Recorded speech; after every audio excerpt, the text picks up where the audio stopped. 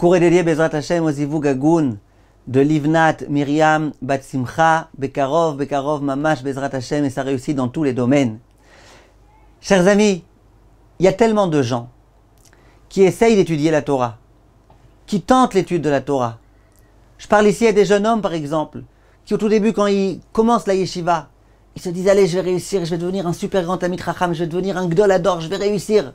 Des Avrechim de 25-30 ans qui disent, allez, je vais devenir un Talmid Chacham, je vais devenir un Rav. Et qui finalement se désespèrent. Je ne parle pas non plus des Baal et Batim. Le Daf Yomi commence, ils se disent, allez, je vais commencer à connaître une Maserhet, deux Masertot, trois Masertot. Et puis ils s'aperçoivent très souvent qu'ils ont oublié ce qu'ils ont étudié, qu'ils n'arrivent pas à retenir, que c'est difficile.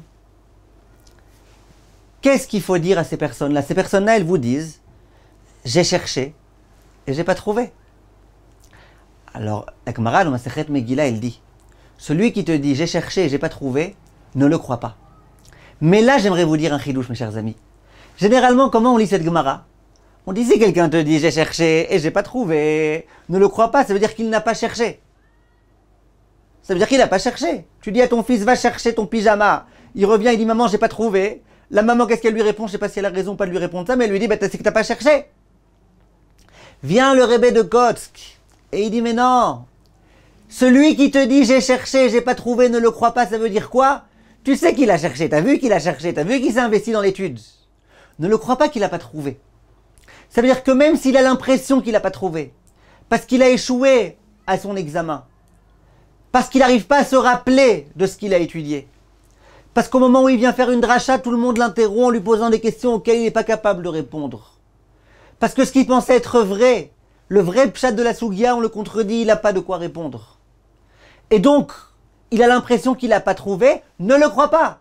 Il a trouvé. Il a trouvé quoi? Il a trouvé tout ce qu'on peut trouver de plus fabuleux dans l'étude de la Torah. L'étude de la Torah, c'est pas simplement des connaissances. L'étude de la Torah, c'est s'investir, c'est se lier à Kadosh Baruch Hu, c'est étudier la Torah du fond de son cœur, de toutes ses forces. C'est réussir à se lier à cette spiritualité qui est celle de la Torah. Tout ça, tu l'as trouvé.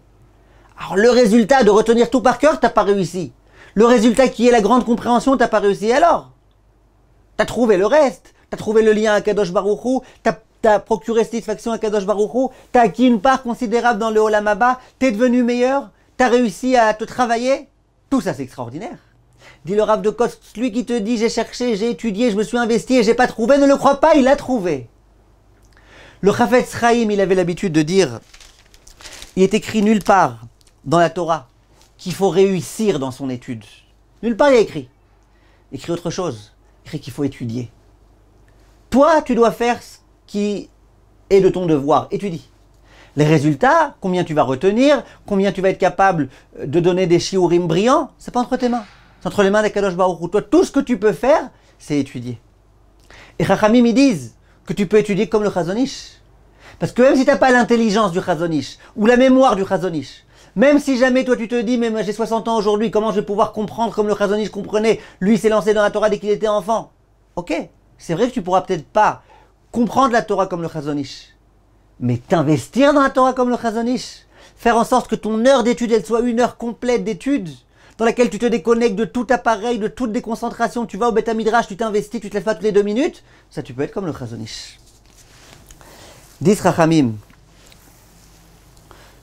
au moment où le soir on remercie Akadosh Baruch Hu d'avoir étudié, quand on a fini l'étude, nous disons Anu Amelim Vehem Amelim. Nous nous fatiguons et eux ils se fatiguent. Les autres, ceux qui ne sont pas dans la Torah. Anu Amelim ou Mekablim Sachar. Nous on se fatigue et on reçoit un salaire.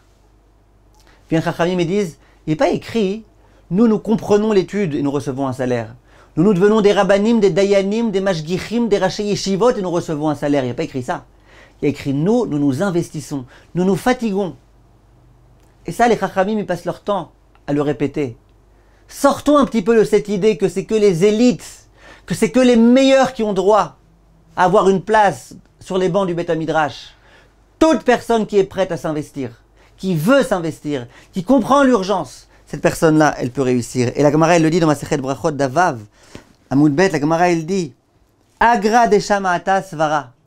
Le salaire de l'étude, c'est la Svara. Il dit Rashi, ça veut dire quoi? C'est la Svara.